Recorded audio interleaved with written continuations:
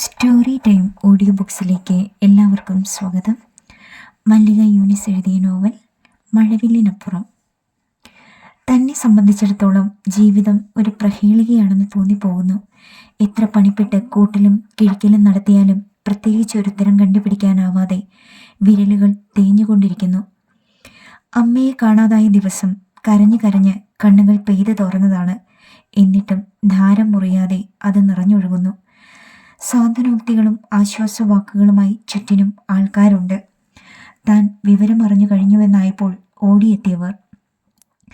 ഐശ്വര്യ എല്ലാവരെയും വിളിച്ചു വരുത്തി.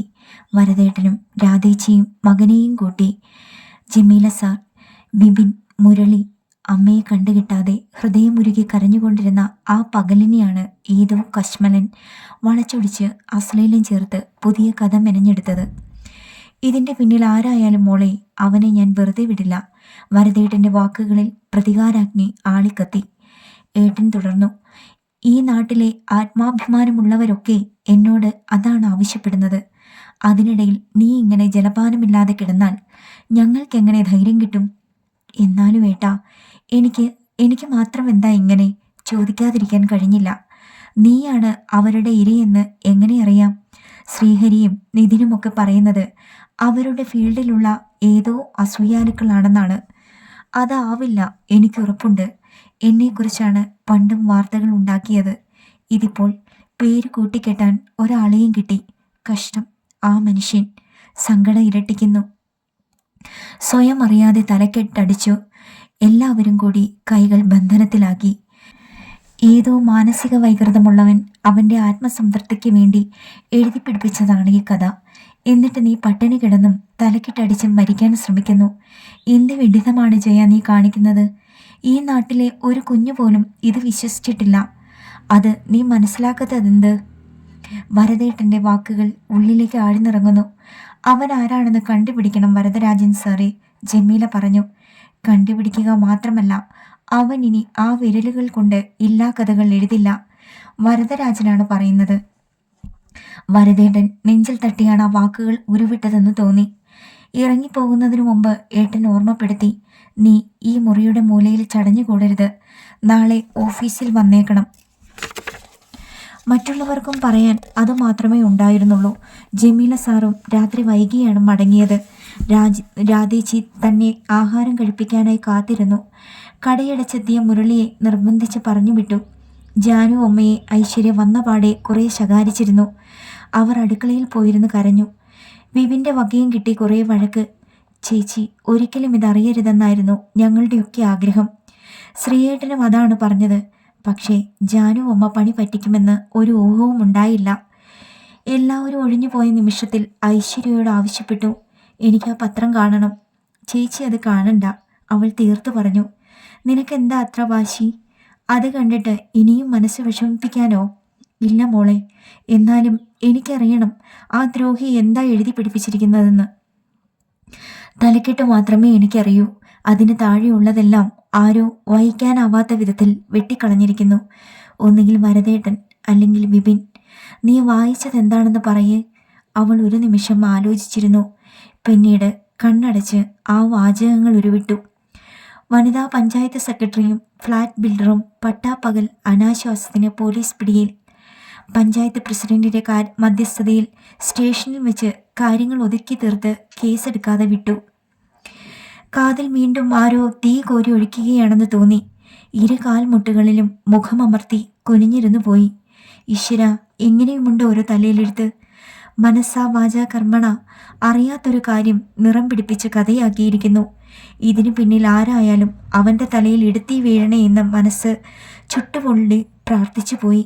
ഈശ്വര, ഇതാ ഞാൻ പറഞ്ഞത് മനസ്സ് വിഷമിക്കുമെന്ന്. ഇല്ല ഐശ്വര്യ, മുമ്പൊരിക്കൽ ഫിനിക്സ് പക്ഷിയെപ്പോലെ ഉയർത്തെഴുന്നേറ്റവളാണ് ഞാൻ. പക്ഷേ ഇത് നിരപരാധിയായ ഒരാൾ കൂടി, അതും എന്നെ സഹായിക്കാൻ വന്നതിൻ്റെ പേരിൽ. ശ്രീയേട്ടൻ ഒന്നും സീരിയസ് ആയി എടുത്തിട്ടില്ല. നൗഫൽ പത്രവാർത്തയെക്കുറിച്ച് അറിഞ്ഞയുടനെ ഏട്ടനെ വിളിച്ചു പറഞ്ഞു. ഞായറാഴ്ച സന്ധ്യയ്ക്ക് അയാൾ പല വഴിക്ക് ആളെ വിട്ട് പത്രം മുക്കാലും വാങ്ങി തീയിട്ട് കളഞ്ഞു. സാധാരണ ഏട്ടൻ തിരുവനന്തപുരത്തുണ്ടെങ്കിലും എന്നെ ഒപ്പം കൂട്ടാറില്ല. പക്ഷേ ഇന്ന് രാവിലെ എന്നോട് വിളിച്ചു പറഞ്ഞു ഒന്നിച്ച് പോവാമെന്ന്. കാറിൽ വെച്ചാ പറഞ്ഞത്. ഈ ചീഞ്ഞ വാർത്ത പത്രത്തിൽ വന്ന കാര്യം.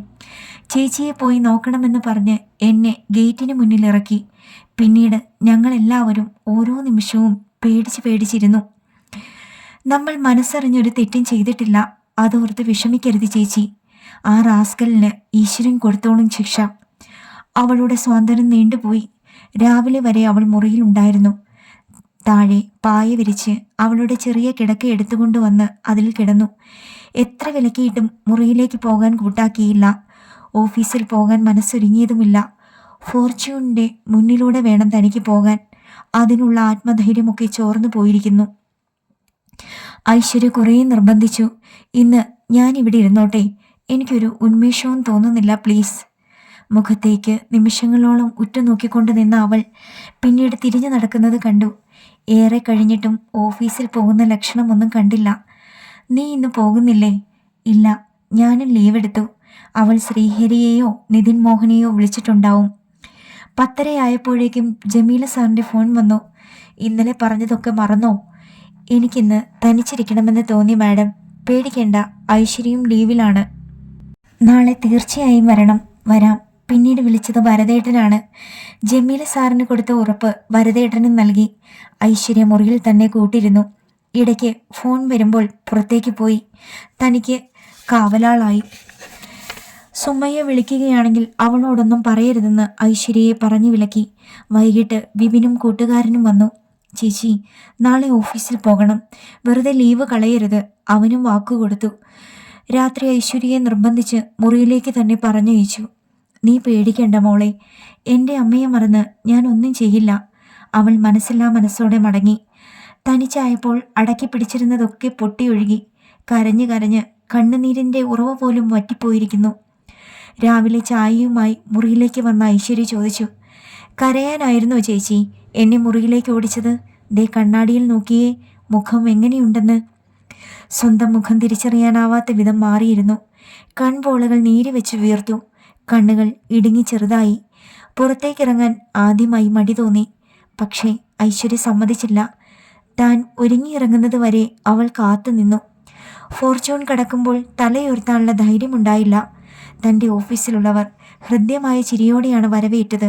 പ്രത്യേകിച്ചൊന്നും സംഭവിക്കാത്തതുപോലെ. മനസ്സൊന്നു തണുത്തു. കൊള്ളാം, ഇപ്പോൾ ചൈനക്കാരിയായി. ജമീല സർ കമൻറ്റ് പറഞ്ഞു. വല്ലവന്മാരും വല്ലതും എഴുതി പിടിപ്പിച്ചുവെന്ന് പറഞ്ഞ് കുഞ്ഞിങ്ങനെ വിഷമിക്കരുത്. വിജയേട്ടനും സമാശ്വാസ വാക്കുകളുമായി എത്തി. ഒരു കുന്ന് ഫയലുകൾ മേശപ്പുറത്തുണ്ട്. കസേരയിൽ ഇരുന്ന് കഴിഞ്ഞപ്പോൾ ഞൊടിയിട കൊണ്ട് കഴിഞ്ഞു പോയതൊക്കെ മറക്കേണ്ടി വന്നു. കുഞ്ഞേ, നമ്മുടെ പ്രസിഡന്റിൻ്റെ അമ്മ മരിച്ചുപോയി. ഇപ്പോൾ അറിയിപ്പ് കിട്ടി. ഇടയ്ക്ക് വിജയേട്ടൻ വന്ന് പറഞ്ഞു. പ്രതീക്ഷിച്ചിരുന്ന മരണമാണ്. എപ്പോഴായിരുന്നു വിജയേട്ടാ? 10:30 കഴിഞ്ഞായിരുന്നുവെന്ന് പറയുന്നു. പേന താഴെ വെച്ച് നിശ്ചലമിരുന്നു. പോകാതിരിക്കാനാവില്ല. പക്ഷേ ഈ മുഖവും കൊണ്ട് ഒരു കൂട്ടം ആളുകളെ അഭിമുഖീകരിക്കേണ്ടി വരും. ഹാഫ് ഡോർ തള്ളി തുറന്ന് ജമീല സർ വന്നു. ജയ, എന്താ വേണ്ടത്? എഞ്ചിനീയറിംഗ് സെക്ഷനിലുള്ളവർ ജീപ്പിൽ പോയി കഴിഞ്ഞു. ദൂരേന്ന് വരുന്നവർ 3-4 പേരില്ലേ? അതാണവർ, ആ ജോലി ഒതുക്കുന്നവർ. പോകാതിരിക്കാൻ പറ്റില്ലല്ലോ മാഡം. ഒരു കാര്യം ചെയ്യ്, ജീപ്പ് വന്നിട്ട് നമുക്ക് പോകാം. പിന്നെ ആവുമ്പോൾ ജനസമുദ്രമാകും അവിടെ. തനിക്കും അറിയാമത്. ജീപ്പിൽ ഞാനില്ല. നമുക്കൊരു ഓട്ടോ വിളിക്കാം. മറ്റുള്ളവരോടൊപ്പം പോകാൻ എന്തുകൊണ്ടോ മനസ്സ് മടിക്കുന്നു. എന്നാൽ വിജയേട്ടനോട് പറഞ്ഞ് ഓട്ടോ വിളിക്കാം. ഓട്ടോയിലിരിക്കുമ്പോൾ ജീപ്പ് മടങ്ങി വരുന്നത് കണ്ടു. വിജിയുടെ വീടും കഴിഞ്ഞ് റോഡ് വക്കത്ത് ഓട്ടോ നിർത്തി. നടവരമ്പിലൂടെ നടന്നു വേണം ആ പഴയ തറവാട്ടിലെത്താൻ. മുറ്റത്തുയർന്ന പന്തലിൽ ആൾക്കാരുണ്ട്. കണ്ടപാടെ വരദേട്ടൻ എഴുന്നേറ്റ് അരികിലേക്ക് വന്നു. ഇതെന്ത് കോലമാ ജയന്തി? മറുപടി പറയാനാവുന്നില്ല. നിന്നെ എന്തെല്ലാം പറഞ്ഞാണ് ഞങ്ങൾ സമാധാനിപ്പിച്ചത്. എന്നിട്ടും കരഞ്ഞ് ഈ പരുവമായി ഇല്ലേ? ജയന്തി മോളെ, വെറുതെ മനസ്സ് വിഷമിപ്പിക്കരുത്. നീയും ആ പയ്യനുമൊക്കെ നിരപരാധികളാണെന്ന് ഇവിടെ എല്ലാവർക്കും അറിയാം. മറ്റാരോ പറയുന്നു. കസേരകളിരുന്നവരൊക്കെ തൻ്റെ ചുറ്റിലുമുണ്ട്. കണ്ണുകൾ വീണ്ടും നിറയുന്നു. ഇതാരോ കളിച്ചതാണ്. അതാരായാലും നമുക്ക് കണ്ടുപിടിച്ചിരിക്കണം. നല്ല ഇരട്ടടിയാ കൊടുക്കേണ്ടത്. ആ പയ്യൻ്റെ ഒരു ഗതികേടേ. ഇവിടെ വന്ന് പെണ്ണ് കേസിലും പെട്ട് അവൻ്റെ മാനവും പോയി. അഭിപ്രായങ്ങൾ കാട് കയറുന്നത് കണ്ടിട്ടാവും വരദേട്ടൻ ഇടപെട്ടു. അകത്തേക്ക് ചെല്ല്. കാലുകൾ പതറുന്നതറിഞ്ഞു. അവസാനം കേൾക്കേണ്ടി വന്ന വാചകങ്ങൾ സൂചിമുന പോലെ ഹൃദയത്തിൽ കുത്തിക്കയറുന്നു. മരണവീടിൻ്റെ നിശബ്ദതയായിരുന്നു ഉള്ളിൽ. രാധേച്ചി എഴുന്നേറ്റ് വന്ന കൈകളിൽ പിടിച്ച് ഒരിടത്ത് കൊണ്ടിരുത്തി. പലരുടെയും നോട്ടം തൻ്റെ നേരെ ഇഴഞ്ഞു വരുന്നുണ്ടായിരുന്നു. ചിലർ പരിചയഭാവത്തിൽ ചിരിച്ചു. മറ്റു ചിലർ ഒച്ച താഴ്ത്തി സംസാരിക്കുന്നു. എത്രയും വേഗം അവിടെ നിന്ന് രക്ഷപ്പെടണമെന്ന് തോന്നി. ആൾക്കാർ വന്നുകൊണ്ടിരിക്കുകയാണ്. നമുക്കിനി പോകാം. ജമീല സാർ തൻ്റെ മനസ്സറിഞ്ഞതുപോലെ മന്ത്രിച്ചു. രാധേച്ചിയോടും പന്തലിലിരുന്ന വരദേട്ടനോടും മൗന അനുവാദം വാങ്ങി പുറത്തേക്ക് നടന്നു. നടവരമ്പ് പകുതി പോലും ആയിട്ടുണ്ടായിരുന്നില്ല. എതിരെ നടന്നു വരുന്നവരെ കണ്ട് കാലുകൾ നിശ്ചലമായി. ശ്രീഹരിയും വിപിനും. കണ്ണുകളിൽ ഉരുണ്ടുകൂടി നിന്നിരുന്ന കാർമേഘം പെയ്തിറങ്ങാൻ ഒരു മാത്ര പോലും വേണ്ടി വന്നില്ല. ജയ, എന്താ ഇത്? നടക്ക്. തൻ്റെ കാലുകൾ നിശ്ചലമാണെന്ന് അപ്പോഴാണ് തിരിച്ചറിഞ്ഞത്. ഭൂമി പിളർന്ന് താഴ്ന്നു പോയിരുന്നെങ്കിലെന്ന് തീവ്രമായി ആഗ്രഹിച്ച നിമിഷങ്ങൾ. അപ്സെറ്റ് ആകരുത്, നടക്ക്. വീണ്ടും പിന്നിൽ നിന്ന് ജമീല സാറിൻ്റെ മന്ത്രണം. എതിരെ വന്നവർ തൊട്ടു മുന്നിലെത്തിക്കഴിഞ്ഞു. തൻ്റെ നിൽപ്പും ഭാവവും കണ്ടാവണം ശ്രീഹരി നടക്കാൻ മറന്നതുപോലെ നിന്നുപോയി. പിന്നിൽ വന്ന വിപിനും. ശ്രീഹരി പൊയ്ക്കോളൂ, നിങ്ങളുടെ പിന്നിലൂടെ ആൾക്കാർ വരുന്നുണ്ട്. വെറുതെ ഒരു സംസാരത്തിന് അവസരം കൊടുക്കണ്ട. ജമീല സാർ ശബ്ദം താഴ്ത്തി പറയുന്നത് കേട്ടു. ശ്രീഹരി പൊടുന്നനെ തൻ്റെ സമനില വീണ്ടെടുത്ത് കടന്നുപോയി. ചേച്ചി, കരയരുതെന്ന് എത്ര വട്ടം പറഞ്ഞു? വിപിൻ ദൈന്യതയുടെ മുഖത്തേക്ക് നോക്കി. പിന്നിൽ നിന്നും ജമീല സാർ മുന്നോട്ടുന്തി. സാരി തലപ്പെടുത്ത് ആ മുഖം തുടക്കി വേഗം. പറഞ്ഞതൊക്കെ അനുസരിച്ചു. ആരൊക്കെയോ കടന്നു പോകുന്നുണ്ട്. ഇവിടെ ആരും ദോഷം പറയില്ലെന്നറിയാം. എന്നാലും ഒരു സിറ്റുവേഷൻ നമ്മളായിട്ട് ക്രിയേറ്റ് ചെയ്യരുത്. എനിക്ക് സഹിക്കാൻ പറ്റിയില്ല മാഡം. നേരത്തെ ആ കാരണവർ പറഞ്ഞത് കേട്ടില്ലേ? ഞാൻ കാരണം ആ നല്ല മനുഷ്യൻ്റെ മാനവും പോയില്ലേ? ഒരു മഞ്ഞ പത്രത്തിൽ വാർത്ത വന്നതുകൊണ്ട് പോകുന്ന മാനമാണെങ്കിൽ അതങ്ങ് പോകട്ടെ. പിന്നെ ആ കാരണവർ പറഞ്ഞത് കാര്യമാക്കണ്ട. അമ്മയെ തല്ലിയാലും രണ്ടു പക്ഷം പറയാൻ ആൾക്കാരുണ്ട് നമ്മുടെ ഇടയിൽ. ആ ആശ്വാസവാക്കുകളൊന്നും ഉള്ളിലെ തീ കെടുത്തിയില്ല. ഉമ്മിത്തീ പോലെ അത് നീറിക്കൊണ്ടിരുന്നു. ആ വൈകുന്നേരം ചായ കുടിച്ചുകൊണ്ടിരുന്നപ്പോൾ പകൽ നടന്ന രംഗങ്ങളായിരുന്നു മനസ്സിൽ. വരദേട്ടൻ്റെ തറവാട്ടിലേക്ക് വീണ്ടും ഒന്ന് പോകേണ്ടതായിരുന്നു താൻ. പക്ഷേ ധൈര്യമുണ്ടായില്ല. 5 മണിക്കായിരുന്നു അമ്മയെ ദഹിപ്പിക്കാനെടുത്തതെന്ന് ഓഫീസിൽ നിന്ന് വരുന്ന വഴിയിൽ ആരോ പറഞ്ഞു കേട്ടു. പൊടുന്നനെയാണ് ബാഗിൽ കിടന്ന ഫോണിൽ നിന്ന് ശബ്ദമുയർന്നത്. ശ്രീഹരി. ഹൃദയം പടഹധ്വനി മുഴക്കുന്നതറിഞ്ഞു. ജാനു അമ്മ തന്നെ സസൂക്ഷ്മം വീക്ഷിച്ച് അടുക്കള വാതിൽക്കൽ നിൽപ്പുണ്ട്. അത് കാരണം ഫോണും കൊണ്ട് തളത്തിലെ വാതിലിലൂടെ മുറ്റത്തേക്ക് ഇറങ്ങി. ജയന്തി, ഇത് ഞാനാണ് ശ്രീഹരി. ഒന്നും മൂളാനേ കഴിഞ്ഞുള്ളൂ. കാര്യങ്ങൾ കുറച്ച് തൻ്റെയിടത്തോടെ നേരിടുന്ന ഒരാളായാണ് ഞാൻ ജയന്തിയെക്കുറിച്ച് കരുതിയിരുന്നത്. ഏറ്റവും അടുത്ത ഒരാൾ സംസാരിക്കുന്ന അതേ പ്രതീതി. എത്ര ശ്രമിച്ചിട്ടും എനിക്കതിനാവുന്നില്ല. ആവണം. ഇതിനേക്കാൾ വലിയ പ്രതിസന്ധികൾ നേരിട്ടിട്ടില്ലേ? അതൊക്കെ അതിജീവിക്കാൻ കഴിഞ്ഞ ആളിന് ഇത് നിസ്സാരമായി എടുത്തുകൂടെ? എന്നെ മാത്രം സംബന്ധിക്കുന്ന ഒന്നായിരുന്നെങ്കിൽ ഞാൻ ഇതിന് പുല്ലുവില പോലും കൽപ്പിക്കില്ലായിരുന്നു. പണ്ടേ ഈ അന്തിപത്രക്കാർ ക്രൂശിലാറ്റിയതാണെന്നെ. എനിക്കറിയാം ജയന്തിയെല്ലാം. ഇതിപ്പോൾ മറന്നേക്ക്. ജയന്തി പറഞ്ഞതുപോലെ തന്നെയേ ഞാനും ഇതെടുത്തിട്ടുള്ളൂ. I don't care about it. പിന്നെ എന്തിനാണ് ഇങ്ങനെ വിഷമിക്കുന്നത്? അറിയില്ല. എന്നെ സഹായിക്കാൻ വന്ന ആളിന് പറഞ്ഞു വന്നപ്പോഴേക്കും വിങ്ങി പൊട്ടിപ്പോയി. കരയരുത്, മനസ്സിന് ധൈര്യം കൊടുക്ക്. അന്ന് ആദ്യമായി എന്നെ കണ്ട ദിവസം ജയന്തി ഓർക്കുന്നുണ്ടോ? എത്ര സ്മാർട്ടായാണ് വരദേട്ടൻ്റെ മുറിയിലേക്ക് ജയന്തി കടന്നു വന്നത്. ആ പെൺകുട്ടിയെ കാണാനാണ് എനിക്കിഷ്ടം. ഉള്ളിൽ മഞ്ഞിൻ കണങ്ങൾ പെയ്തിറങ്ങുന്നു. എന്നിട്ടും മനസ്സിൻ്റെ സ്വാസ്ഥ്യം വീണ്ടു കിട്ടുന്നില്ല. എനിക്കിനി പഴയ ആ ജയന്തിയാവാൻ പറ്റുമെന്ന് തോന്നുന്നില്ല. വിങ്ങൽ അടക്കി പിടിക്കാൻ ശ്രമിച്ചു. എന്തുകൊണ്ട് പറ്റില്ല? ഇതിപ്പോൾ ജയന്തിയുടെ മാത്രം പ്രശ്നമല്ല. സ്ത്രീത്വത്തെ അപമാനിച്ച് ആത്മസുഖം കണ്ടെത്തുന്നവർ ഒരുപാട് പേരുണ്ട് ഇവിടെ. ഉയർന്ന വിദ്യാഭ്യാസം നേടിയവരിൽ പോലുമുണ്ട് ഈ മനോവൈകൃതം. ആർക്കും അത് ചികിത്സിച്ച് മാറ്റാനാവില്ല ജയന്തി. ലോകം നിലനിൽക്കുന്നിടത്തോളം കാലം അതുണ്ടാവും. അപ്പോൾ തകർന്നു പോകുകയല്ല വേണ്ടത്. അത് ജയന്തിക്ക് അറിയില്ലല്ലോ. ഒടുവിൽ പറഞ്ഞ വാക്കുകൾ മനസ്സിൽ തറഞ്ഞു കയറി. എന്താണ് പറയേണ്ടതെന്നറിയാതെ നിൽക്കുമ്പോൾ ആ സ്വരം വീണ്ടും കേട്ടു. വിപിൻ വരുന്നുണ്ട്. ഞാൻ ഇത്രയും നേരം പറഞ്ഞതൊന്നും വ്യഥാവിലാകരുത്, ഓക്കെ? ഫോൺ കട്ടായിട്ടും ചെവിയിൽ ചേർത്ത് പിടിച്ചുകൊണ്ട് എത്ര നേരം നിന്നുവെന്ന് ഓർമ്മയുണ്ടായിരുന്നില്ല. നഷ്ടബോധം പൂർവാധികം ശക്തിയോടെ ഹൃദയത്തെ ഞെരിച്ചമർത്തുന്നു. ആരായിരുന്നു? ചോദ്യം കേട്ട് ഞെട്ടിത്തെരിച്ചു പോയി. പിന്നിൽ ഐശ്വര്യ. അവൾ വന്നു നിന്നത് എപ്പോഴാണെന്ന് കൂടി താൻ അറിഞ്ഞില്ല. ഒടുവിൽ പറഞ്ഞ വാചകങ്ങൾ എന്താണെന്ന് ഒരു നിമിഷം ഓർത്തെടുക്കാൻ നോക്കി. കഴിയുന്നില്ല. ആ സ്വാതന്ത്ര്യ മന്ത്രണങ്ങളാണ് ചെവിയിലും മനസ്സിലുമൊക്കെ മുഴുങ്ങിക്കൊണ്ടിരിക്കുന്നത്. പറയാൻ ബുദ്ധിമുട്ടുണ്ടെങ്കിൽ പറയണ്ട. മുഖം വീർപ്പിച്ച് അവൾ തിരിഞ്ഞു നടക്കാൻ തുടങ്ങി. ഐശ്വര്യ, മറ്റാരുമല്ല, നിന്റെ ശ്രീയേട്ടൻ. നുണ പറയാൻ തനിക്കാവില്ലെന്നോർത്തു. എനിക്ക് തോന്നി ഏട്ടൻ ചേച്ചിയോടാണ് സംസാരിക്കുന്നതെന്ന്. ജയന്തി എന്നൊരു വാക്ക് ഞാൻ കേട്ടു. ഏട്ടൻ ഓഫീസ് മുറ്റത്തുണ്ട്. പകൽ കണ്ട കാര്യം അവളോട് പറയേണ്ടി വന്നു. ചുമ്മാതല്ല, മരണ വീട്ടിൽ പോയി വന്നതിന് ശേഷം ആളാകെ ഗ്ലൂമി ആയിരുന്നു. ഞാനത് ശ്രദ്ധിച്ചു. നീ പോയില്ലേ അവിടെ? ഉവ്, ഉച്ച കഴിഞ്ഞ്. പിന്നീട് പലപ്പോഴായി അവളുടെ കണ്ണുകൾ മുഖത്ത് പരതിക്കൊണ്ടിരുന്നു, എന്തോ ചൂഴ്ന്നെടുക്കാൻ ശ്രമിക്കുന്നത് പോലെ. അതുകൊണ്ടാവും ആ പ്രാവശ്യം വീട്ടിലേക്ക് പോയി വന്ന ഐശ്വര്യ തന്നെ പിടിച്ചിരുത്തി ആ വാർത്ത പറയാൻ ഔത്സുക്യം കാട്ടിയതും. സീരിയസ് ആയി പറയാൻ ഒരു കാര്യമുണ്ട് ചേച്ചി. സമ്മിശ്ര വികാരങ്ങൾ ആ മുഖത്ത് മിന്നിമാഞ്ഞുകൊണ്ടിരുന്നു. നെഞ്ചിടിപ്പിന്റെ വേഗത വർദ്ധിക്കുന്നത് തൻ്റേതായിരുന്നു. കേൾക്കാൻ സുഖമുള്ള കാര്യമല്ല ഐശ്വര്യയുടെ ഉള്ളിലുള്ളതെന്ന് ആ മുഖം പറയുന്നു. തന്നെയും കൂടി ബാധിക്കുന്ന എന്തോ ആണത്. ഈശ്വര, ഞാനിത് പറഞ്ഞില്ലെങ്കിൽ ചേച്ചി മറ്റു വഴിക്ക് അറിയും. അപ്പോൾ എന്നെ കുറ്റപ്പെടുത്തും. നീ എൻ്റെ BP കൂട്ടാതെ ഐശ്വര്യ. മാരേജ് രണ്ടും മുടങ്ങി.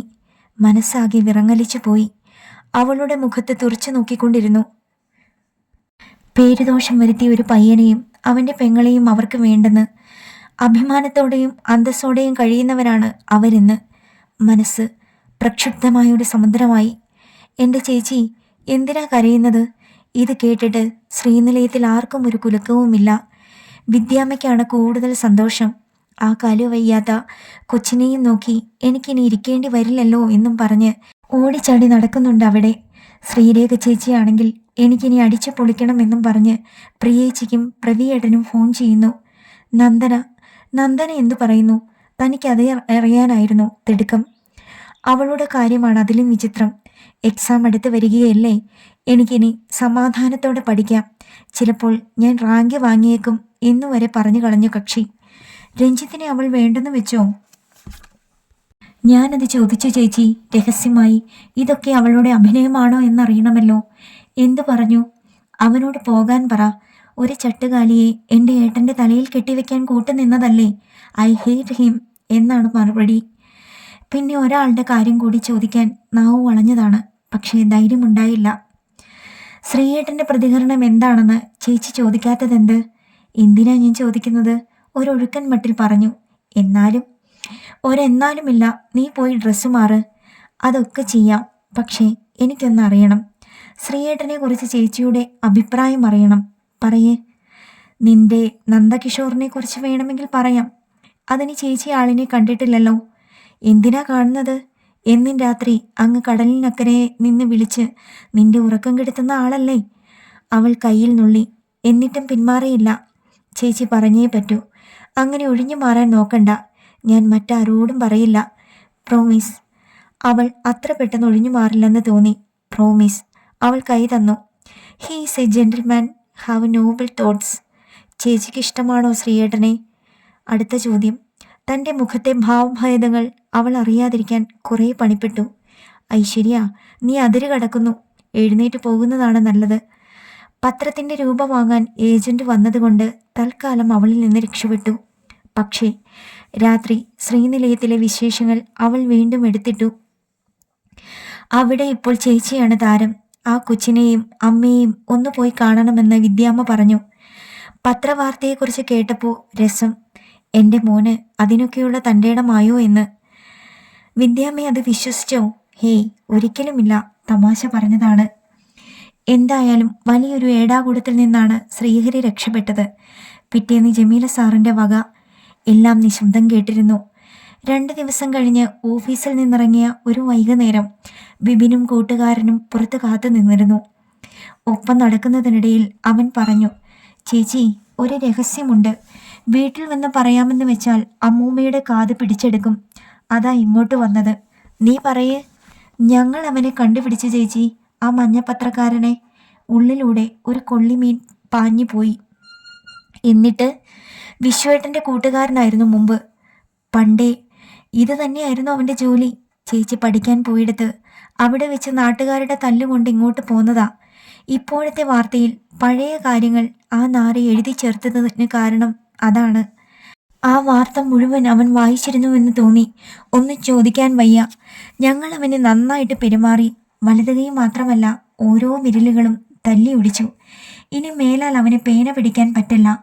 പ്രതികാരാഗ്നി ഒരു വീര്യമായി അവൻ്റെ സ്വരത്തിൽ പ്രകടമായിരുന്നു. വിപിനെ, എന്താ നീ കാട്ടിയത്? ചോദിക്കാതിരിക്കാൻ കഴിഞ്ഞില്ല. കൂട്ടുകാരനാണ് മറുപടി പറഞ്ഞത്. അവനെ കൊല്ലണമായിരുന്നു ചേച്ചി. അന്ന് അമ്മയെ കാണാതായ ദിവസം ഞങ്ങൾ എത്ര വെയിൽ കൊണ്ടതാണെന്നറിയോ? ഇവന്മാരുടെയൊക്കെ ജോലി ഇതൊക്കെ തന്നെയാണ്. വൈകിട്ട് പത്രം വിറ്റ് കിട്ടുന്ന പൈസയും കൊണ്ട് ബാറുകളിൽ കയറി ഇറങ്ങുക. പിറ്റേന്ന് ബോധം വീഴുമ്പോൾ വേറെ ഏരിയയെ തിരക്കി ഇറങ്ങുക. ഞങ്ങൾ 4-5 പേരുണ്ടായിരുന്നു. ക്രിക്കറ്റും ബാറ്റുമായാണ് പോയത്. ഒരു സോഡ ഫാക്ടറിയുടെ ചായ്പിലാണ് ഈ പ്രസ് കിടന്നിരുന്നത്. അതിനടുത്ത് ഒരു ഗ്രൗണ്ടുണ്ട്. ഫാക്ടറി പൂട്ടിപ്പോകാൻ ഞങ്ങൾ കാത്തിരുന്നു. മുഖം മറച്ചിട്ട് വേണം കൃത്യം നടത്തേണ്ടതെന്ന് വരദേട്ടൻ മുന്നറിയിപ്പ് തന്നു. ഓരോ തോർത്തും കൂടി കരുതി വിപിൻ വിശദീകരിക്കുകയാണ്. വിപിനെ, അയാളെങ്ങാനും കേസിന് പോയാലോ? എവിടെ കേസ്? ശ്രീ സാർ മുൻകൂട്ടി സർക്കിളിനോട് സൂചിപ്പിച്ചിരുന്നു. അങ്ങേർക്കും ദേഷ്യമുണ്ട് അവനോട്. ചേച്ചിയുടെ കഴുത്തിൽ കിടന്ന മാല ഊരി വാങ്ങി ശ്രീ സാറിൻ്റെ കയ്യിൽ നിന്ന് ലക്ഷങ്ങൾ വാങ്ങി എന്നൊക്കെയല്ലേ ആ നാറി എഴുതി പിടിപ്പിച്ചിരിക്കുന്നത്. വിപിൻ ഒരുപാട് മുതിർന്നിരിക്കുന്നുവെന്ന് തോന്നി. മുമ്പ് കേട്ടതിൻ്റെ ബാക്കി പത്രമാണെങ്കിലും മനസ്സാകെ വിറങ്ങലിച്ചു പോയി. അന്നത്തേക്ക് അത് മതിയായിരുന്നു തനിക്ക് കരയാൻ. ഐശ്വര്യ വീട്ടിലേക്ക് പോയിരുന്നത് കൊണ്ട് രാത്രി സ്വന്തം ദുഃഖങ്ങളോട് സംവദിക്കാൻ ഇടം കിട്ടി. ഏപ്രിൽ ആദ്യവാരം രാജിയും മക്കളും എത്തി. ഫോണിലൂടെ അമ്മയെ കാണാതായതും പിന്നീട് കണ്ടുകിട്ടിയതും ഒഴിച്ചാൽ പിന്നീടുണ്ടായ സംഭവങ്ങളൊന്നും അവളോട് പറഞ്ഞിരുന്നില്ല. സുമ്മയോടും അതേ അകലം പാലിച്ചു. എന്തിന്? ആ നല്ല മനസ്സ് വിഷമിപ്പിക്കുന്നുവെന്ന് കരുതി. ഗംഗാപ്രസാദ് വഴി എങ്ങാനും അറിഞ്ഞാൽ അവൾ ചോദിക്കുമെന്നറിയാം. പക്ഷേ ഒന്നും ഉണ്ടായില്ല. വിളിക്കുമ്പോഴൊക്കെ അമ്മയെ ശ്രദ്ധിക്കണം എന്ന് മാത്രം അവൾ ഓർമ്മപ്പെടുത്തിക്കൊണ്ടിരുന്നു. രാജി എത്തുന്നതിനു മുമ്പ് ഐശ്വര്യവുമായി ആലോചിച്ച് ഒരു തീരുമാനമെടുത്തിരുന്നു. ജാനു അമ്മ എന്തായാലും അതിനെക്കുറിച്ച് പറയും. അതിനു മുമ്പ് അവളെ അറിയിക്കുന്നതാണ് ബുദ്ധി. ഐശ്വര്യ തന്നെ ആ ചുമതല ഏറ്റെടുത്തു. എന്തൊരു തലവിധിയാ എൻ്റെ ചേച്ചിയുടേത്. കേട്ടപാടെ അവൾ തന്നെ കെട്ടിപ്പിടിച്ച് കരഞ്ഞു. കല്യാണം കഴിക്കാതെ നിൽക്കുന്നിടത്തോളം കാലം ഇതെല്ലാം കേൾക്കേണ്ടി വരും ചേച്ചി. ഇനിയെങ്കിലും ആ മനസ്സ് മാറ്റ്. വേണ്ട മോളെ, എൻ്റെ ജീവിതത്തിലേക്ക് കടന്നു വരുന്ന ഏതൊരാൾക്കും ഇത് തന്നെയാവും ഗതി. അത്രയ്ക്കും ശാപം ഞാൻ കഴിഞ്ഞ ജന്മത്തിൽ എങ്ങോ ഏറ്റുവാങ്ങിയിട്ടുണ്ട്. ചേച്ചി ഇങ്ങനെയൊന്നും പറയരുത്, ഐശ്വര്യ വിലക്കി. ചേച്ചി, ഇത് ശാപവും കീപവും ഒന്നുമല്ല. ചില നാളുകാർക്ക് പറഞ്ഞിട്ടുള്ളതാ. നല്ല പ്രായത്തിൽ വെറുതെ അപവാദം കേൾക്കുമെന്ന്. രാജി പറഞ്ഞു. നീ എപ്പോഴാ ജ്യോതിഷത്തിൽ വിശ്വസിക്കാൻ തുടങ്ങിയത്? ഞങ്ങളുടെ അടുത്ത് നല്ലൊരു ജ്യോത്സ്യനുണ്ട്. ദൂരേന്ന് പോലും ആൾക്കാർ കാണാനെത്തും. അമ്മച്ചിയും അപ്പച്ചനും അറിയാതെ ഞാനൊരു ദിവസം അവിടെ പോയി. ഇച്ചായൻ അറിഞ്ഞു തന്നെ. എന്നിട്ട് ഐശ്വര്യയ്ക്ക് ഉത്സാഹമായി. ചേച്ചിയുടെ നാളും ജനിച്ച സമയവും ഒക്കെ പറഞ്ഞു. കല്യാണം നടക്കുമോ എന്നാ എനിക്കറിയേണ്ടതെന്നും പറഞ്ഞു. വെറുതെ കേട്ടിരുന്നു. കല്യാണ യോഗം ഉണ്ടെന്നാ പറഞ്ഞത്. അത് കഴിഞ്ഞ കല്യാണത്തിൻ്റെതാവും. തനിക്ക് ചിരി പൊട്ടി. അത് ഞാൻ പറഞ്ഞു. അപ്പോഴയാൾ പറയുകയാ അതൊരു കല്യാണമേ ആയിരുന്നില്ലെന്ന്. ഐശ്വര്യയും താനും ഒരു നിമിഷത്തേക്ക് മൂകരായി. എന്നിട്ടോ? കല്യാണ യോഗം ഇനിയും ഉണ്ടാവും. അതെന്നാണ് എപ്പോഴാണെന്നൊന്നും പറയാൻ പറ്റില്ലെന്നാണ് പറഞ്ഞത്. നീ നല്ലൊരു തുക കൊടുത്തിട്ടുണ്ടാവും ഇല്ലേ? അത് ചേച്ചി അറിയണ്ട. അവൾക്ക് കുറേശ്ശെ ദേഷ്യം വന്നിരുന്നു. എൻ്റെ കാര്യം കൂടി ചോദിക്കണേ ചേച്ചി. നാളും സമയവും ഒക്കെ ഞാൻ കുറിച്ച് തരാം. ഫീസും തരാം. ഐശ്വര്യ എല്ലാം കാര്യമായിട്ട് എടുത്തിട്ടുണ്ടെന്ന് തോന്നി. ഇവൾ പ്രേമിക്കുന്ന ആളിനെ തന്നെ കിട്ടുമോ എന്ന് ചോദിച്ചാൽ മതി. ഓ, അങ്ങനെയും ഒന്ന് നടക്കുന്നുണ്ടോ? രാജിക്ക് അതിശയമായി. പിന്നെ ഫോർച്യൂണിൽ കഴിഞ്ഞ വർഷം വരെ ഉണ്ടായിരുന്ന എഞ്ചിനീയർ നന്ദകിഷോർ ഇപ്പോഴെവിടെ? ഐശ്വര്യ തന്നെ മറുപടി പറഞ്ഞു. ഗൾഫിൽ. 1 വർഷമായി പോയിട്ട്. രാത്രി 1 മണി വരെയാണ് പരസ്പരം കത്തിവെക്കുന്നത്. എനിക്ക് റൂമിൽ കിടന്നാൽ കേൾക്കാം. പോ ചേച്ചി, ഒരു 12 മണി വരെ. രാവിലെ ഓഫീസിൽ പോയിരുന്ന് ഉറക്കം തൂങ്ങിയാൽ ശ്രീയേട്ടൻ്റെ കയ്യിൽ നിന്നും തലയ്ക്ക് നല്ല കൊട്ട് കിട്ടും. അങ്ങേർക്കറിയോ? രാജി ചോദിച്ചു. ഉവ്, അടുത്ത വരവിന് കല്യാണം നടത്തണമെന്ന് നന്ദുവിനെ വിളിച്ച് ശ്രീയേട്ടൻ തന്നെ പറഞ്ഞിട്ടുണ്ട്. എന്നെ വിളിക്കണം കേട്ടോ, ഞാൻ എന്തായാലും എത്തും. രാജി ചേച്ചിയും മക്കളുമില്ലാതെ എനിക്കെന്ത് കല്യാണം? ഐശ്വര്യ നിറഞ്ഞ ചിരിയോടെ പറഞ്ഞു. രാജി ചേച്ചി വേണം ജയ ചേച്ചിയെ കൂട്ടിക്കൊണ്ടുവരാൻ. ഒരു കല്യാണത്തിനും പോവാത്ത ആളല്ലേ, അത് ഞാൻ ഏറ്റു ഐശ്വര്യ. ഇരുവരും തൻ്റെ മുഖത്തേക്ക് പ്രത്യാശയോടെ നോക്കുന്നത് കണ്ടില്ലെന്ന് നടിച്ചു. രാജി വന്ന ഒരാഴ്ച കഴിഞ്ഞപ്പോഴേക്കും അമ്മയെ ഡോക്ടറെ കാണിക്കേണ്ട ദിവസമായി. പ്രത്യേകിച്ച് ഒരു തീരുമാനമെടുക്കാനാവുന്നില്ല. തലേന്ന് വൈകുന്നേരം രാജിയുമായി ഇതേക്കുറിച്ച് സംസാരിക്കാമെന്ന് കരുതി.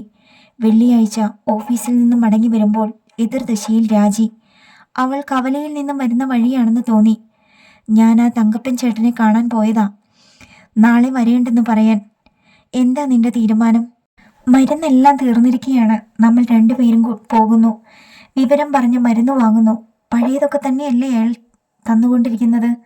കൊണ്ടു ചെല്ലണമെന്ന് നിർബന്ധം പറയുകയാണെങ്കിൽ ഞാൻ പോകുന്നതിന് മുമ്പ് കൊണ്ടുപോകാം. അവൾ ആ അഭിപ്രായത്തിൽ തന്നെ ഉറച്ചു നിന്നു. രാവിലെ വിവിനെ കൊണ്ട് ഓട്ടോ വരുത്തിച്ച് സാന്ദ്രയെയും സിൻഡിയെയും കയറ്റി വിജയുടെ അടുക്കൽ കൊണ്ടുവിട്ടു. ആ ഓട്ടോയിൽ തന്നെ ഹോസ്പിറ്റലിലേക്ക് പോയി. ചെന്നിറങ്ങിയത് രാജഗോപാലിൻ്റെ കുടുംബത്തിൻ്റെ മുന്നിൽ. മോളെയും കൊണ്ട് മടക്കയാത്രയിലാണെന്ന് മനസ്സിലായി. ഇന്നിവർ നേരത്തെ വന്നോ? രാജിയിൽ നിന്നും ആത്മഗതമുണ്ടായി. നീ മിണ്ടാനൊന്നും പോവില്ലേ രാജി? തനിക്കതായിരുന്നു പേടി. ഇല്ല ചേച്ചി, ആ കൊച്ചിനെ കാണുമ്പോൾ തന്നെ മനസ്സലിഞ്ഞു പോവുക. ഈശ്വര, എൻ്റെ സിൻഡിയും സാന്ദ്രയും. അവൾ നെഞ്ചത്ത് കൈവച്ച് മൗനമായി പ്രാർത്ഥിച്ചു. രാജഗോപാൽ മനഃപൂർവ്വം സമയം മാറ്റിയതാവാം, അല്ലെങ്കിൽ മറ്റേതെങ്കിലും ദിവസം വന്നു പോയിട്ടുണ്ടാവും. അതാണ് വീണ്ടും കണ്ടുകൊട്ടാതിരുന്നത്. അമ്മയുടെ ഊഴമെത്തിയപ്പോൾ രണ്ടുപേരും കൂടി ഡോക്ടറുടെ അടുക്കൽ ചെന്നു. അമ്മയെ കാണാതായതും പിന്നീട് കണ്ടെത്തിയതുമൊക്കെ രാജി തന്നെ വിശദീകരിച്ച് പറഞ്ഞു. സാരമില്ല, 3 മാസം കൂടുമ്പോഴെങ്കിലും ഒന്ന് കൊണ്ടുവരണം. ഡോക്ടർ സമാധാനപ്പെടുത്തി. ഞാൻ വരുമ്പോൾ മതി ചേച്ചി. എന്തായാലും ഇടയ്ക്കിടെ ഞാൻ വരുന്നുണ്ടല്ലോ. പുറത്തേക്ക് വരുമ്പോൾ രാജി പറഞ്ഞു. തനിക്കും സമ്മതമായി. ജാനു അമ്മയേക്കാൾ കുറച്ചുകൂടി നല്ലത് അവളുടെ സാന്നിധ്യമാണ്. ഓട്ടോ തിരിച്ചയച്ചിരുന്നു. ഹോസ്പിറ്റലിൻ്റെ മുന്നിൽ നിന്ന് ബസ് കയറി ടൗണിൽ ഇറങ്ങി. രാജിക്ക് ജുവലറിയിൽ കയറാൻ വേണ്ടിയാണ് ഓട്ടോ വെയിറ്റ് ചെയ്യേണ്ടെന്ന് പറഞ്ഞത്. 1 പവൻ്റെ മാല വാങ്ങണം ചേച്ചി. ഇച്ചായൻ്റെ അമ്മയ്ക്ക. കുറേ നാൾ കൊണ്ട് സ്വരുക്കൂട്ടി വെച്ച രൂപയാ. ഇച്ചായനറിഞ്ഞാൽ മറ്റെന്തെങ്കിലും ആവശ്യത്തിന് എടുത്ത് മറിക്കും. ഞാൻ ഈ മാല ഇട്ടുകൊണ്ട് നടക്കുമ്പോൾ അവർ കറുത്ത ചരടിട്ടിരിക്കുന്നത് എനിക്ക് തന്നെ കുറച്ചിലായി തോന്നുന്നു. അവൾ തലേന്ന് പറഞ്ഞു തോർത്തു. മുമ്പ് വസ്തു വിറ്റ വകയിൽ 4 പവൻ്റെ ഒരു മാല വാങ്ങിയിരുന്നു രാജിക്ക്. കൂടാതെ കുഞ്ഞുങ്ങൾക്ക് കമ്മലുകളും. ജുവല്ലറിയിൽ നിന്നിറങ്ങിയപ്പോൾ മുന്നിൽ തങ്ങൾക്ക് പോകേണ്ട ബസ്. രാജി കൈ കാണിച്ചു. ഓട്ടോ കാശ് ലാഭിച്ചു. അവൾക്ക് അതായിരുന്നു സന്തോഷം. ഒന്നും പറയാൻ പോയില്ല. അവളുടെ തീരുമാനങ്ങൾ നടക്കട്ടെ എന്ന് കരുതി. കവലയിൽ ചെന്നിറങ്ങിയത് ശ്രീഹരിയുടെ കൺമുമ്പിലേക്കായിരുന്നു. ഒരു നിമിഷം എന്തു വേണമെന്നറിയാതെ പകച്ചുപോയി. ഒപ്പം മുഖത്തേക്ക് രക്തമിരച്ചു കയറുന്നതറിഞ്ഞു. തികച്ചും അപ്രതീക്ഷിതമായിരുന്നു ആ കണ്ടുമുട്ടൽ. തൻ്റെ ഭാവപകർച്ച ആൾക്കാർ ശ്രദ്ധിക്കുന്നുവെന്ന് തോന്നി. കനം തൂങ്ങുന്ന കാലുകൾ വലിച്ചിഴച്ച് മുന്നോട്ട് നടന്നു. നിമിഷങ്ങൾ കഴിഞ്ഞാണ് രാജി ഒപ്പമില്ലെന്നറിഞ്ഞത്. തിരിഞ്ഞു നോക്കാനുള്ള ധൈര്യമുണ്ടായില്ല. വീട്ടിലെത്തിക്കഴിഞ്ഞ് അമ്മയുടെ അടുത്ത് ചെന്നിരുന്ന് ശ്വാസഗതി നേരെയാക്കി. ചേച്ചി എന്ത് പണിയാ കാണിച്ചത്? ആ ചോദ്യവുമായി രാജി കടന്നു വന്നിട്ടും തലയുയർത്തിയില്ല. ആ ചേട്ടൻ എന്നോട് ചോദിച്ചത് കേട്ടില്ലായിരുന്നോ? എന്ത് ചോദിച്ചു? ഉദ്യോഗം അടക്കി പിടിച്ചിരുന്നു. എപ്പോഴെത്തിയെന്ന്. മറുപടി പറഞ്ഞു തിരിഞ്ഞപ്പോഴേക്കും ചേച്ചിയില്ല. പിന്നെ 2 വർത്തമാനം പറയാതെ വരാനും തോന്നിയില്ല. നീ എന്ത് വർത്തമാനമാ പറയാൻ നിന്നത്? ഉത്കണ്ഠ ഉള്ളിലേക്ക് രച്ചെത്തി. ആ പത്രവാർത്തയോ കല്യാണം മുടക്കിയതോ മറ്റോ ആവോ അവൾ പറയാൻ നിന്നത്? ഒന്നാമത് നാവിന് ബെല്ലും ബ്രേക്കും ഇല്ലാത്ത സ്വഭാവവുമാണ്. ചേച്ചി പേടിക്കണ്ട. വയനാട്ടിലെ വിശേഷങ്ങളാണ് ഞങ്ങൾ സംസാരിച്ചത്. ഞാൻ വീട് വാങ്ങി താമസമായതൊക്കെ അറിഞ്ഞിരിക്കുന്നു. വിപിൻ പറഞ്ഞിട്ടുണ്ടാവും. ശരിയാ, ഇനി ആ വഴി വരുമ്പോൾ കയറാമെന്ന് എനിക്ക് വാക്ക് തന്നിട്ടുണ്ട്. വിപിനോട് പറയണം തലേന്ന് എന്നെ അറിയിക്കാൻ. എന്നിട്ട് നന്നായിട്ട് സൽക്കരിക്കണ്ടേ ചേച്ചി? ഒന്നുമില്ലെങ്കിലും അവരൊക്കെ വലിയ ആൾക്കാരല്ലേ. നിനക്ക് വേറെ പണിയില്ലേ രാജി? എനിക്കൊരു കടം കിടപ്പുണ്ട് ആ ചേട്ടനോട്. ഉള്ളിൽ നിന്നും ഒരാന്തലുണ്ടായി. ചേച്ചിക്കറിയില്ല അന്ന് ഞങ്ങളെ വയനാട്ടിൽ നിന്നും കൂട്ടിക്കൊണ്ടുവരുമ്പോൾ എങ്ങനെയാണ് ഞങ്ങളെ ട്രീറ്റ് ചെയ്തതെന്ന്. വൈകുന്നേരം വലിയൊരു ഹോട്ടലിൽ കയറി ചായയും കട്ട്ലറ്റും ഒക്കെ വാങ്ങി തന്നു. വണ്ടി ഓടിച്ച് പുള്ളി ആകെ തളർന്നിരുന്നു. അത് കാരണം തൃശ്ശൂരിൽ ഹോട്ടലിൽ മുറികൾ എടുത്തു. ഒന്ന് ഞങ്ങൾക്കും മറ്റേത് മുരളിയേട്ടനും ആ ചേട്ടനും. എന്നിട്ട് ഉള്ളിൽ കൂടുതൽ അറിയാനുള്ള ആഗ്രഹം തിരയടിക്കുന്നു. എൻ്റെ ചേച്ചി, ഇങ്ങനെയൊരു ഹോട്ടൽ ഞാൻ ആദ്യം കാണുകയാണ്. ഇനി ഈ ആയുസ്സിൽ കാണുകയുമില്ല. ഇച്ചായനെങ്ങാനും കൊണ്ടുപോകുമോ? എന്നെ ഇവിടുന്ന് ആദ്യം കൂട്ടിക്കൊണ്ടു പോകുമ്പോൾ കോഴിക്കോടുള്ള ഒരു ഉണക്ക ലോഡ്ജിലാണ് കൊണ്ട് താമസിപ്പിച്ചത്. ബാത്റൂമിൽ കയറുമ്പോഴൊക്കെ ഞാൻ ഛർദ്ദിക്കുമായിരുന്നു. നീ കാട് കയറാതെ എൻ്റെ രാജി. AC റൂമാണ് ആ ചേട്ടൻ എടുത്തിരുന്നത്. എനിക്ക് ആകെ അങ്കലാപ്പായി. കയ്യിലുള്ളത് ഇച്ചായൻ്റെ RC ബുക്ക് പണയം വെച്ച് കിട്ടിയ 5000 രൂപയാണ്. പിന്നെ ആലോചിച്ചപ്പോൾ വരുന്നത് പോലെ വരട്ടെ എന്ന് കരുതി. അത് മൊത്തം അവിടെ ചെലവായാലും ശരി, കൊടുക്കാമെന്നങ്ങ് തീരുമാനിച്ചു. അന്തസ്സല്ലേ വലുത്. എന്നിട്ട് നീ കൊടുത്തോ? നിൽക്ക് ചേച്ചി, പറയാം. അന്ന് ആ റൂമിൽ കിടക്കുമ്പോൾ ഞങ്ങളുടെ വീടിൻ്റെ കോലം ഓർത്ത് ഞാൻ കുറേ സങ്കടപ്പെട്ടു. 2 ചെറിയ മുറികളും ഒരു വരാന്തയും അടുക്കളയും മാത്രം. ആഹാരം കഴിക്കണമെങ്കിൽ കിടക്കമുറിയിൽ കൊണ്ടുവരണം. മുരളിയേട്ടൻ കയറി വന്നപ്പോൾ എനിക്ക് എന്ത് നാണക്കേട് തോന്നിയെന്നോ. ഇവിടെ വന്ന് വിജിയുടെ ചുറ്റുപാട് കണ്ടപ്പോഴാണ് ആ നാണക്കേട് മാറിക്കിട്ടിയത്. ചെമ്പകമംഗലത്തെ ഇളയ സന്തതികളുടെയൊക്കെ ഒരു ഗതികേടി ഏട്ടൻ മാത്രം രക്ഷപ്പെട്ടു. മുൾകുത്തേറ്റ പോലെ ഹൃദയം പിടഞ്ഞുപോയി. ഈശ്വര, താൻ കാരണം തൻ്റെ കൂടപ്പിറപ്പുകൾ. എനിക്ക് എന്ത് ഗതികേടാ രാജി. പാർക്കാൻ ഇത്രയും വലിയ വീടില്ലേ, വരുമാനമില്ലേ? പക്ഷേ ജീവിതമില്ലല്ലോ ചേച്ചി. കണ്ണുകൾ നിറഞ്ഞു വന്നത് അവൾ കാണാതിരിക്കാൻ ശ്രമിച്ചു. ഞാൻ പറഞ്ഞു വന്നത് പൂർത്തിയാക്കിയില്ല. ആ ഹോട്ടലിലെ ആഹാരം എന്തോ ആയിരുന്നു ചേച്ചി.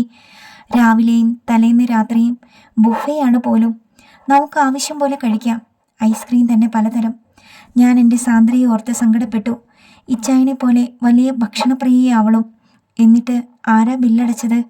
തനിക്ക് അതേക്കുറിച്ച് അറിയാനായിരുന്നു ധൃതി. ആരാ? ആ ചേട്ടൻ തന്നെ. മുരളിയേട്ടനും ഞങ്ങളും എന്താ വേണ്ടതെന്ന് ആലോചിച്ചു കൊണ്ടിരിക്കുമ്പോൾ റൂം പോയി ലഗേജ് എടുക്കാൻ വന്നു. ബില്ലൊക്കെ സെറ്റിൽ ചെയ്ത് കഴിഞ്ഞു എന്ന് അയാളാ പറഞ്ഞത്. താഴേക്ക് ചെല്ലാൻ ആ ചേട്ടൻ പറഞ്ഞയച്ചതാ അയാളെ. അങ്ങനെയുള്ള ഒരാളിനെ സൽക്കരിക്കാനാ നിർമ്മലയെടുത്തി ഓട്ടവെള്ളം പോലത്തെ സാമ്പാറും വേവാത്ത ചോറും വരുത്തി വെച്ചിരുന്നത്. ഒടുവിൽ പറഞ്ഞതൊന്നും കാതിലെത്തിയില്ല. ചെലവായത് നിങ്ങൾ എടുക്കാമെന്ന് പറഞ്ഞിരുന്നില്ലേ? ഞാൻ പറഞ്ഞു ചേച്ചി, ഇങ്ങോട്ടുള്ള യാത്രക്കിടയിൽ. അപ്പോൾ ആ ചേട്ടൻ പറയുവാ തിരിച്ച് സൽക്കരിക്കാൻ ഒരവസരം തരുന്നുണ്ടെന്ന്. അതിനിയാവും. എന്തായാലും വന്നാൽ ഞാൻ നന്നായിട്ട് ഭക്ഷണം ഒരുക്കും.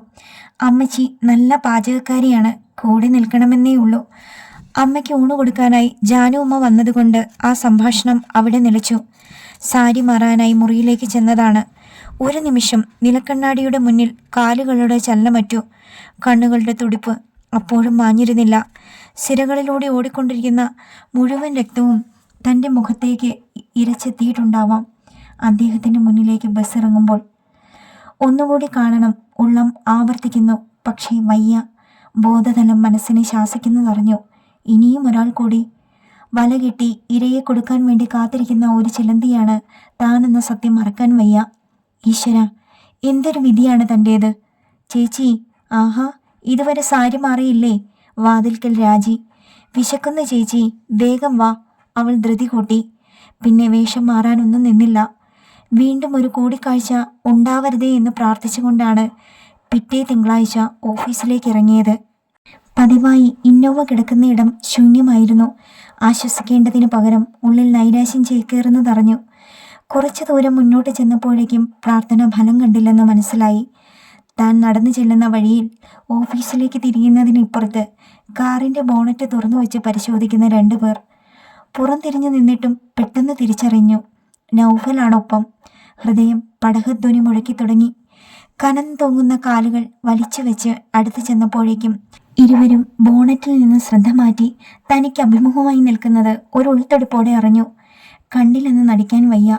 മര്യാദയുടെ പേരിൽ എന്തെങ്കിലും ചോദിക്കാതെ മുന്നോട്ട് പോകാനും മനസ്സനുവദിച്ചില്ല. എന്തുപറ്റി? മനഃപൂർവ്വം നൗഫലിൻ്റെ മുഖത്തേക്ക് മാത്രം നോട്ടമെറിഞ്ഞു. വണ്ടിക്ക് എന്തോ ട്രബിൾ. ഒരാളെ അന്വേഷിച്ച് പോയ വഴിയായിരുന്നു. മടങ്ങി വന്നപ്പോഴേക്കും എൻജിൻ ഓഫായി. പ്രത്യേകിച്ചൊന്നും സംഭവിക്കാത്ത മട്ടിലായിരുന്നു നൗഫലിൻ്റെ മറുപടി. വർക്ക്ഷോപ്പൊന്നും അടുത്തില്ലല്ലോ. വിപിനെ വിളിച്ചിട്ടുണ്ട്. മെക്കാനിക്കിനെ കൊണ്ടുവരും. കൂടുതൽ സംസാരിക്കാൻ നിന്നില്ല. വഴിപോക്കർ ശ്രദ്ധിക്കുന്നുണ്ടെന്ന് തോന്നി. ഓഫീസ് സജീവമായി തുടങ്ങുന്നതിന് മുമ്പ് തന്നെ മേശപ്പുറത്തിരുന്ന സെൽഫോൺ ശബ്ദിച്ചു. ആ പേര് കണ്ടപ്പോഴേ ശ്വാസഗതിയുടെ താളം തെറ്റി. ഇന്നോവയുടെ അടുത്ത് മറ്റൊരാൾ കൂടി ഉണ്ടായിരുന്നു. അതിൻ്റെ ഉടമസ്ഥൻ. മാഡം കാണാഞ്ഞതാണോ? ഔപചാരികതയൊന്നുമില്ലാതെ ആയിരുന്നു ആ സംസാരം. സോറി, ഞാൻ ഒരാളെ മാത്രമേ കണ്ടുള്ളൂ. ഉള്ളിൽ പൊടുന്നനെ തോന്നിയ ഒരു കുസൃതി. ഓ, കാണാതിരിക്കാൻ ഞാൻ നോക്കിയിട്ട് ഒരു വഴിയുമില്ല. ഏകദേശം 6 അടി ഉയരവും അതിന് തക്ക വണ്ണവുമുള്ള ഒരു ഫിഗറാണ് താനെന്നായിരുന്നു ഇതുവരെ എൻ്റെ വിശ്വാസം. സത്യമായിട്ട് ഞാൻ കണ്ടില്ല. എങ്കിൽ കാഴ്ചയ്ക്ക് സാരമായി തകരാറുണ്ട്. അത്യാവശ്യം ഡോക്ടറെ കാണണോ? കണ്ടേ പറ്റൂ. ഇല്ലെങ്കിൽ ഇനിയും ഈ ഉള്ളവനെ കണ്ടില്ലെന്ന് നടിക്കേണ്ടി വരും. സംസാരം വഴിതിരിയുന്നുവെന്ന് മനസ്സ് ഓർമ്മിപ്പിച്ചു. മാത്രമല്ല, വെള്ളിയാഴ്ച വൈകുന്നേരം താൻ ഒപ്പിട്ട് വെച്ച ഫയലുകൾ എടുക്കാൻ വിജയേട്ടൻ വന്നു. ഇനി ആർക്കു വേണമെങ്കിലും കയറി വരാം. മെക്കാനിക്ക് വന്നോ? വിഷയം മാറ്റാൻ വേണ്ടി ചോദിച്ചു. ഞങ്ങളിപ്പോൾ വർക്ക് സൈറ്റിലെത്തി. എൻജിൻ ട്രബിൾ എന്നൊക്കെ പറഞ്ഞത് വെറുതെയായിരുന്നു. വെറും ഒരു നാടകം. ഒന്ന് കാണണമെന്ന് തോന്നി. എന്താണ് പിന്നീട് പറയേണ്ടതെന്നറിയാതെ സ്തബ്ധയായി ഇരുന്നു പോയി. ഫോൺ എപ്പോഴാണ് ഓഫായതെന്നും ഓർമ്മയില്ല. കാര്യങ്ങൾ തൻ്റെ പിടിയിൽ നിന്ന് വഴുതി പോവുകയാണ്. ആത്മസംയമനം പാലിച്ചേ പറ്റൂ. ഒരു ഒറ്റയടിപ്പാതയാണ് മുന്നിൽ. ആർക്കും തൻ്റെ ഒപ്പം കൂടാനാവില്ലെന്നറിയാം. ഒരിക്കൽ ആഗ്രഹങ്ങളും അഭിലാഷങ്ങളും ഒക്കെ ആഴത്തിൽ കുഴിച്ചു മൂടിയതുമാണ്. അന്ന് ഉറങ്ങാൻ കിടക്കുന്നതിന് മുമ്പ് തന്നെ അദ്ദേഹത്തെ വിളിച്ച് നിരുത്സാഹപ്പെടുത്തണമെന്ന് മനസ്സിൽ ഉറപ്പിച്ചു. പക്ഷേ ഓഫീസിനേക്കാൾ ബഹളമായിരുന്നു വീട്ടിൽ. രാജിയും മക്കളും വിജിയുടെ മൂത്ത മകളും ഐശ്വര്യവും ഒക്കെ തൻ്റെ സ്വകാര്യത നഷ്ടപ്പെടുത്തിക്കൊണ്ടിരുന്നു. ഒരിക്കൽ താൻ ആഗ്രഹിച്ച അന്തരീക്ഷമാണ്. മണിക്കൂറുകൾ ചിറക് വെച്ച് പറന്നുകൊണ്ടിരിക്കുന്നതറിഞ്ഞു. പലവട്ടം ആവർത്തിച്ചുകൊണ്ടിരുന്നു ആ കൂടിക്കാഴ്ചകൾ. ഒന്നുകിൽ നടന്നു പോകുന്ന വഴി ഇന്നോവ സാവധാനം അരികിലൂടെ കടന്നു പോകും, അല്ലെങ്കിൽ ഫോർച്യൂണിൻ്റെ ഓഫീസിന് മുന്നിൽ നൗഫലോടത്ത് ആളുണ്ടാവും. തനിക്ക് വേണ്ടി മാത്രം വിരിയുന്ന മന്ദസ്മിതം കണ്ടില്ലെന്ന് നടിക്കാനാവുന്നില്ല. എന്നിട്ടും ഒന്ന് പുഞ്ചിരിക്കാൻ പോലും താൻ മറന്നു പോകുന്നു. വേപത പൂണ്ട മനസ്സുമായി ദിവസങ്ങൾ തള്ളി നീക്കി. ഏതാണ്ട് 1 മാസക്കാലം മാത്രം രാജിയും മക്കളും നിന്നു. ആ മാസത്തെ ഫീസ് പിരിവൊക്കെ ഇച്ചായൻ അവതാളത്തിലാക്കുമെന്നും പറഞ്ഞ് മെയ് ആദ്യവാരം തന്നെ അവൾ പോയി. വെക്കേഷൻ തീരുന്നതിനു മുമ്പ് ഒരിക്കൽ കൂടി വരാമെന്ന ഉറപ്പിന്മേലായിരുന്നു ആ യാത്ര.